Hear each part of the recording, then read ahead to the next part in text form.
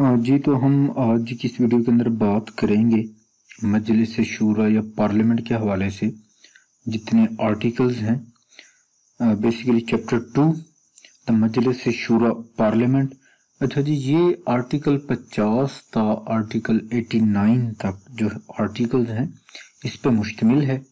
तो इसके अंदर टोटली बात की गई है कंपोजिशन के ऊपर, ड्यूरेशन के ऊपर, मीटिंग्स के ऊपर मजलिस शूरा पार्लियामेंट की। तो इसको हम वन बाय वन देखेंगे। लॉ गेट के सिलेबस के अंदर 50 था 89 जो आर्टिकल्स हैं ये शामिल हैं। आप लोगों ने इसके अंदर मैं one by one her article को थोड़ा थोड़ा ब्रीफ करता जाऊंगा।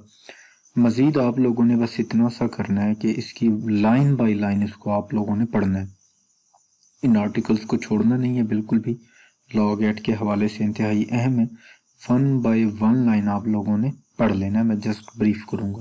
सबसे पहले हमारे पास जो आर्टिकल अवेलेबल है वो है आर्टिकल 50।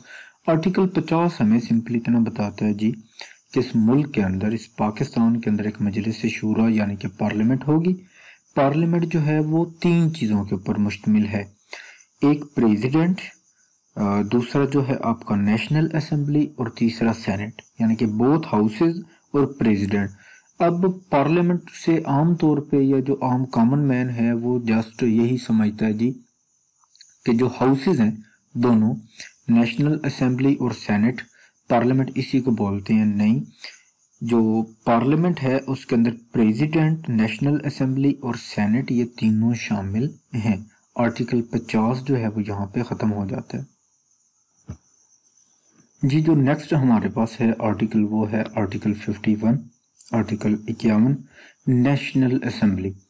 नेशनल असेंबली जो है वो 342 अरकान के ऊपर मुश्तमिल होती है, 342 MNAs पे मुश्तमिल होती है नेशनल असेंबली, जिसके अंदर विमेन सीट्स भी रिजर्व होती हैं और नॉन मुस्लिम्स की जो सीट्स हैं वो भी रिजर्व होती हैं। इसके अलावा आर्टिकल 51 के अंदर जो पर्सन है एज अ वोटर, कौन कौन वोट कर सकता है, उसकी क्वालिफिकेशन जो है वो दी गई है कि वो सिटीजन होना चाहिए पाकिस्तान का, वो इलेक्टोरल रोल्स के अंदर एनरोल होना चाहिए, उसकी जो एज है वो 18 साल होनी चाहिए। तो कुछ जो एक कम्पिटेंट कोर्स से वो अनसाउंड माइंड डिक्लेयर ना हुआ हो, तो ये कुछ क्वालिफिकेशंस हैं एज अ वोटर, वो यहाँ पे दी गई आर्टिकल 51 के अंदर। उसके अलावा जो सीट्स की एलोकेशन है नेशनल असेंबली की, चूँकि 342 अरकान होते हैं, 342 सीट्स होती हैं, तो ये कैसे कैसे बलूचिस्तान, KPK, पंजाब, सिंध पे कैसे तकसीम होंगी, जनरल सीट्स कैसे होंगी, विमेन सीट्स कैसे होंगी, तो ये सारी चीज़ें जो हैं आप लोगों ने देख लेनी है। ये आर्टिकल 51 को आप लोगों ने कंप्लीट रीड करना है।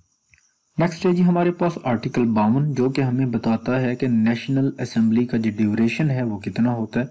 नेशनल असेंबली का जो ड्यूरेशन है वो 5 साल होता है, यानी कि जिस दिन नेशनल असेंबली जो है वो बनी इलेक्शन के बाद, तो उस डेट से 5 साल तक ये वैलिड होती है। तो मां सिवाय इसके कि अगर ये डिजॉल्व हो जाए तो वो तो फिर एक अलग बात है।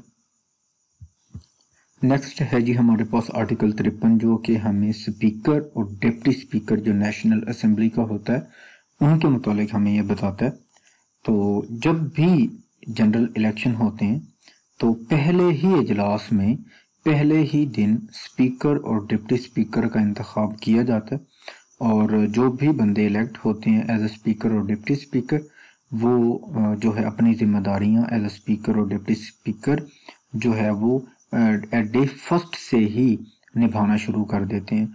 इसके अलावा आर्टिकल 53 हमें ये बताता है जी कि ऑफिस इंटर होने से पहले जो ये मेंबर्स हैं, जो दो स्पीकर और डिप्टी स्पीकर, ये नेशनल असेंबली के सामने 3rd शेड्यूल में जो दिया गया है ओथ, वो जो है उठाते हैं। उसके अलावा इसके अंदर जी कुछ यहाँ पे दी गई हैं कि अगर स्पीकर का जो ऑफिस है ये वेकेंट हो जाए या डिप्टी स्पीकर, तो फौरन ही हमें स्पीकर या डिप्टी स्पीकर को लाना होता है या इंतखाब उसका करना होता है। उसके अलावा जो है अगर यहाँ पे बताया गया है कि स्पीकर या डिप्टी स्पीकर के against vote of no confidence या रिमूवल की जो है रेजोल्यूशन पेश कर दी जाए या वो पेंडिंग हो, बिफोर द हाउस, तो ऐसी सूरत में स्पीकर या डिप्टी स्पीकर जो है वो हाउस को एज अ स्पीकर या डिप्टी स्पीकर नहीं चला सकते।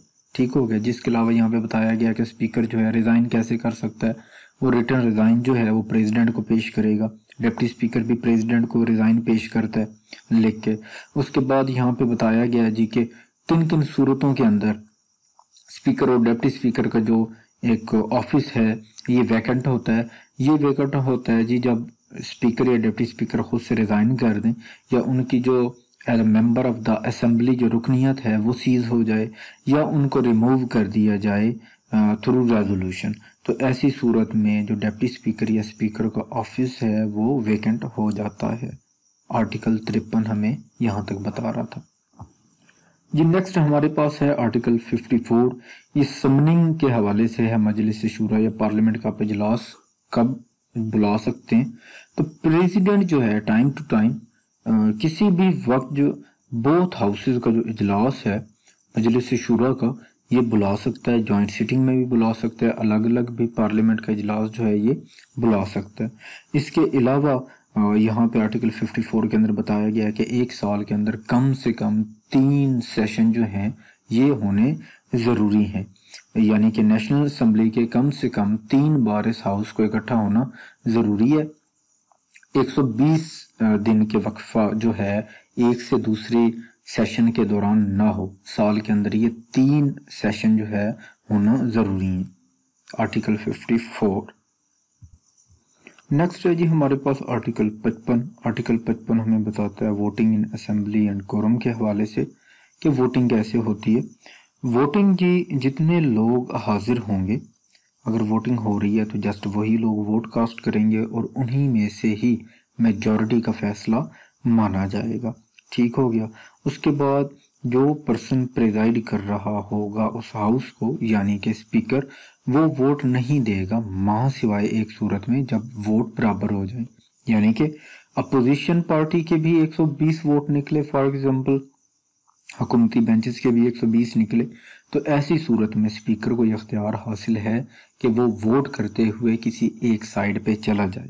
तो ये हो गई जी वोटिंग के हवाले से। उसके अलावा कोरम की निशानदेही जब हो जाए तो तब भी इजलास मुलतवी कर दिए जाते हैं, यानी कि अगर 1/4 जो तादाद है 342 की, अगर वो उतनी मतलूबा तादाद में जो अरकान है, अरकान पार्लियामेंट, वो मौजूद ना हो हाउस के अंदर, तो ऐसी सूरत में कोरम की निशानदेही हो जाती है और इजलास जो है वो एडजर्न हो जाता है। आर्टिकल 55। नेक्स्ट जी हमारे पास है आर्टिकल 56 एड्रेस बाय प्रेसिडेंट। ये हमें बताता है जी कि प्रेसिडेंट को इख्तियार हासिल है कि बोथ हाउसेज को असेंबल करके इकट्ठा करके तो उनसे एड्रेस कर सकता है किसी भी मामले के ऊपर। उसके अलावा प्रेसिडेंट को इख्तियार हासिल है कि वो समन करके जो इजलास है बोथ हाउसेज का वो बुला सकता है। आर्टिकल जो है 56 आप लोगों ने पढ़ लेना है 1 बाय 1 लाइन जो है। नेक्स्ट है जी हमारे पास आर्टिकल 57। तो ये हमें बताता है कि prime minister, federal minister, minister of state, attorney general, इन लोगों को इख्तियार हासिल है राइट टू स्पीक का पार्लियामेंट या नेशनल असेंबली या मजलिस शूरा के अंदर, दोनों सूरतों में, चाहे वो आप जा रहे हों सेनेट में या चाहे जा रहे हों नेशनल असेंबली के अंदर, तो इन लोगों को राइट टू स्पीक का इख्तियार जो है वो हासिल है। 57 आर्टिकल जी। आगे आर्टिकल 58 हमारे कॉन्स्टिट्यूशन ऑफ पाकिस्तान 1973 का गालबन सबसे दिलचस्प जो है ये आर्टिकल हुआ करता था, जब प्रेसिडेंट के पास इख्तियार हासिल होता था कि वो बगैर प्राइम मिनिस्टर की एडवाइस पे जब उसका दिल करता था असेंबलियां तोड़ देता था। लेकिन अब 58 आर्टिकल की जो एक वो पावर थी, वो प्रेसिडेंट का जो इख्तियार था वो ख़त्म कर दिया गया था। आई थिंक ये तरमीम थी 18वीं तरमीम। ठीक हो गया जी, पीपल्स पार्टी के दौर में हुई थी, सदर आसिफ अली जरदारी थे तब। 58 आर्टिकल 58 सब आर्टिकल 2B, इसके तहत जो पावर दी गई थी प्रेसिडेंट की टू डिसॉल्व द असेंबली, वो ख़त्म कर दी गई थी। अच्छा जी, अब आर्टिकल 58 हमें कहता है जी कि अब भी प्रेसिडेंट ने ही असेंबली तोड़नी होती है, लेकिन जब प्राइम मिनिस्टर कहे, पहले तो अपनी आज़ाद मर्जी होती थी, जब मर्जी तोड़ दी, लेकिन अब प्राइम मिनिस्टर कहेगा तो असेंबली टूट सकती है, अदरवाइज ऐसा अदरवाइज ऐसा नहीं हो सकता। अच्छा जी, अब अगर प्राइम मिनिस्टर ने एडवाइज किया प्रेसिडेंट को कि आप असेंबली तोड़ दें और 48 घंटे गुजर गए, प्रेसिडेंट ने नहीं तोड़ी, तो after the expiry of 48 hours जो है ये अज्यूम कर लिया जाएगा कि असेंबली तहलील हो चुकी है, आर्टिकल 58। तो ये आप लोग इसको मजीद देख लीजिएगा। नेक्स्ट है जी हमारे पास सेनेट। द सेनेट जो है इसके मेंबर्स टोटल 104 हैं। आप लोगों ने इसके अलावा ये देख लेने हैं जी कि हर प्रोविंस से 14 जो है सेनेटर्स आ रहे हैं। ये कहाँ कहाँ से आते हैं? फेडरल टेरिटरी से इस्लामाबाद की शायद 2 हैं या 4 हैं। तो आप लोगों ने ये सारे जो शेड्यूल है इनका देख लेना है सेनेट का। अच्छा जी, article 60 chairman and deputy chairman. अच्छा, जब नेशनल असेंबली को जो लोग चला रहे हैं, जो प्रिजाइड करते हैं, वो स्पीकर और डिप्टी स्पीकर कहलाते हैं, जबकि जो सेनेट को जो है वो चलाएंगे या प्रिजाइड करेंगे तो वो चेयरमैन और डिप्टी चेयरमैन जो है वो कहलाते हैं।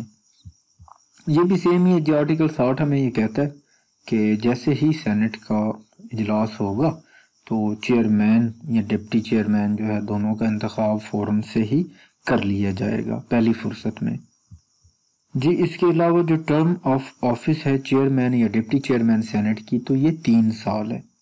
ये 3 साल के लिए मुंतखब जो है वो होते हैं।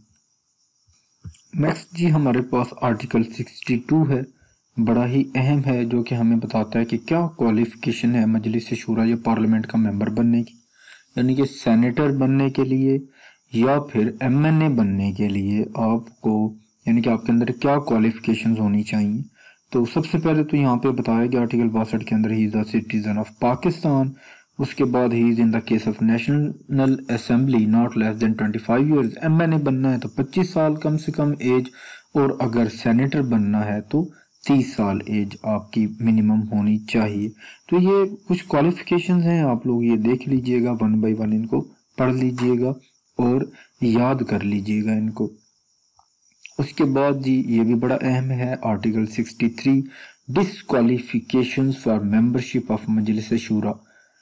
पार्लियामेंट के जो अरकान हैं उनकी डिसक्वालिफिकेशन कैसे की जाती है या डिसक्वालिफिकेशन कैसे होती है जी। तो डिसक्वालिफिकेशन के लिए अनसाउंड माइंड का बताया गया जी कि अगर वो अनसाउंड माइंड हो जाए जो एक कॉम्पिटेंट कोर्ट से, उसके बाद इंसॉल्वेंट हो जाए वो, उसके अलावा वो पाकिस्तान की जो शहरियत है उसको तर्क कर दे और किसी और मुल्क की शहरियत ले ले, तो या फिर वो ऑफिस ऑफ प्रॉफिट जो है सर्विस ऑफ पाकिस्तान के अंदर जो है होते हुए वो अपना एक्वायर करे, तो ऐसी सूरत में भी उसको डिस्क्वालीफाई कर दिया जाता है। इस तरह की ये हैं, नीचे आप लोग इनको देख लीजिएगा 1 बाय 1 इनको आप लोग पढ़ लीजिएगा, याद कर लीजिएगा। बेसिकली तो ये कंसेप्ट्स हैं, कंसेप्ट्स आप लोगों ने अपने क्लियर कर लेने।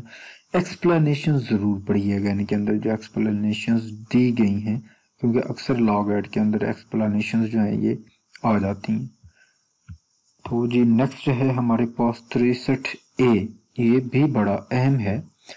डिफेक्शंस की ग्राउंड के ऊपर भी बाज़ जो मेंबर हैं वो डिस्क्वालीफाई हो जाते हैं, जैसे कि आजकल प्राइम मिनिस्टर इमरान खान के खिलाफ जो vote of no confidence move हुई है, तो वहाँ पे जो है बात की गई आर्टिकल 63A के ऊपर वज़ीर आज़म को ब्रीफ किया गया कि अगर आपकी पार्टी का कोई रुकन जो है वो आपके अगेंस्ट जाके वोट करता है तो ऐसी सूरत में वो एमएनए नहीं रह सकेगा, आर्टिकल 63A।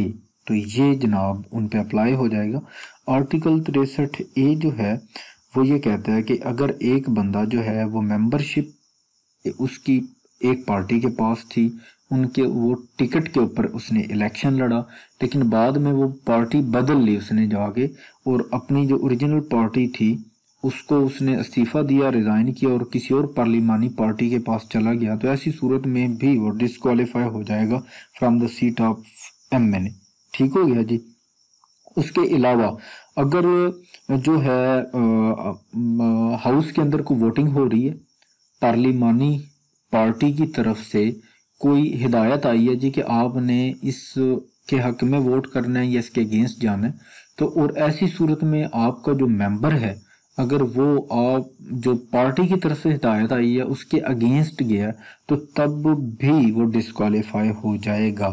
آرٹیکل 63A یہ کہتا ہے، یعنی کہ اگر جیسے اب vote of no confidence move ہوا ہے عمران خان کے خلاف، اگر ایسا ہوتا ہے پی ٹی آئی کے ایم این ایز جو ہیں وہ عمران خان کو ووٹ کرنے کے بجائے کسی اور طرف چلے جاتے ہیں تو ایسی صورت میں بھی وہ ڈسکوالیفائی ہو سکتے ہیں۔ ٹھیک ہو گیا جی، بہرحال یہ آپ لوگ دیکھ لیجئے گا، مزید ہم اس کو نیکسٹ دیکھ لیتے ہیں۔ Vacations of seats A member of Majlis Shura Parliament may by writing under his hand address to the speaker or as the case may be the chairman resign his seat and thereupon his seat shall become vacant۔ یہ یہاں پہ جی کیسے جو ہے آپ resign کریں گے یہ یہاں پہ دیا گیا ہے، یہ آپ لوگ دیکھ لیجئے گا۔ آگے آرٹیکل 65 ہے، یہ اوتھ بتاتا ہے ہمیں ممبرز کا۔ A person elected to a house shall not sit or vote until he has made before the house oath in the form set out in the third schedule. تیسرے schedule کے اندر جو ایک oath دیا گیا ہے، جب تک وہ بندہ جو ہے جو بھی ایم این اے یا سینیٹر منتخب ہوا ہے جب تک وہ تھرڈ شیڈول کے مطابق اوتھ نہیں اٹھائے گا وہ پارلیمنٹ کی جو کاروائی ہے اس کا حصہ نہیں بن سکتا۔ ٹھیک ہو گیا جی، آگے ہے جی آرٹیکل ہمارے پاس 66۔ آرٹیکل جو 66 ہے یہ بیسیکلی پریویلیجز کے اوپر بات کرتا ہے جو ممبرز کو حاصل ہوتی ہیں ہاؤسز کے۔ تو یہاں پہ یہ ہمیں بتاتا ہے جی کہ جو پارلیمنٹ ہے اس کے جو ممبرز ہیں یہ ان کو جو ہے freedom of speech, fully freedom of speech basically یہاں پہ حاصل ہے۔ یہ کسی بھی چیز کے بارے میں بات کر سکتے ہیں اپنے ہاؤس کے اندر، اپنے فلور کے اوپر، اور ان کی کہی ہوئی کسی بھی بات کو کورٹ آف لا کے اندر چیلنج نہیں کیا جا سکتا۔ آرٹیکل 66 یہ پریویلیج فراہم کرتا ہے۔ نیکسٹ ہمارے پاس ہوگا article 67، rules of procedure. Rules جو ہیں پروسیجر کے ان کے اوپر بات کرتا ہے آرٹیکل 67۔ یہ ہمیں بتاتا ہے جی کہ جو بھی رولز ہیں یہ ہاؤسز کو چلانے کے لیے یہ خود سے فریم کریں گے، اور جو پروسیڈنگز ہو رہی ہوں گی ہاؤسز کی ان پروسیڈنگز کو کسی جو ہے کورٹ کے اندر چیلنج نہیں کیا جا سکتا کہ یہ پروسیڈنگز جو ہیں وہ ٹھیک نہیں ہوئی یا غلط ہوئی ہیں، تو ان کو بیسیکلی کورٹ آف لا کے اندر آپ لوگ چیلنج نہیں کر سکتے۔ آرٹیکل 67۔ نیکسٹ ہے جی ہمارے پاس article 68، restriction on discussion in Majlis Shura. اب آرٹیکل 66 ہمیں ایک بات کہہ رہا تھا کہ امیونٹی حاصل ہے جی کہ فریڈم آف سپیچ ہے، آپ کچھ بھی کہہ سکتے ہیں فلور آف دی ہاؤس، اور بعد میں آپ کو آپ کی جو کہی ہوئی بات ہے اس پہ آپ کے خلاف کارروائی نہیں ہو سکتی۔ لیکن آرٹیکل 68 وہیں پہ ہمیں روکتا بھی ہے۔ آرٹیکل 68 ہمیں بتاتا ہے کہ کوئی بھی ڈسکشن جو ہے پارلیمنٹ کے اندر نہیں ہو سکتی جو ہے کنڈکٹ آف ججز کے اوپر، سپریم کورٹ کے ججز ہیں یا ہائی کورٹ کے ججز ہیں، اپنی ڈیوٹیز کے حوالے سے ان کے اوپر کوئی بھی بات نہیں کی جا سکتی۔ آرٹیکل 68 بین کر دیتا ہے کہ آپ سپریم کورٹ اور ہائی کورٹ کے ججز کے اوپر ان کی جو ڈیوٹیز ہیں ان کے حوالے سے آپ لوگ ان کے اوپر بات نہیں کر سکتے۔ نیکسٹ ہے جی ہمارے پاس article 69، courts not to enquire into proceedings of Majlis Shura parliament. 69 article ہمیں بیسیکلی وہی بات کرتا ہے کہ جو بھی رولز جو ہیں بنائے جائیں گے پروسیجر کے تو ان کے مطابق چلایا جائے گا پارلیمان، لیکن اگر کسی رول کی ایز سچ خلاف ورزی ہو بھی گئی، کوئی ریگولیرٹی آ بھی جاتی ہے پروسیجر کے اندر، تو اس کو کسی کورٹ آف لا کے اندر ہم جو ہے چیلنج نہیں کر سکتے۔ اس ارریگولیرٹی کی بنیاد کے اوپر وہ جو پوری پروسیڈنگز ہوئی ہیں آپ ان کو چیلنج نہیں کر سکتے کورٹ کے اندر۔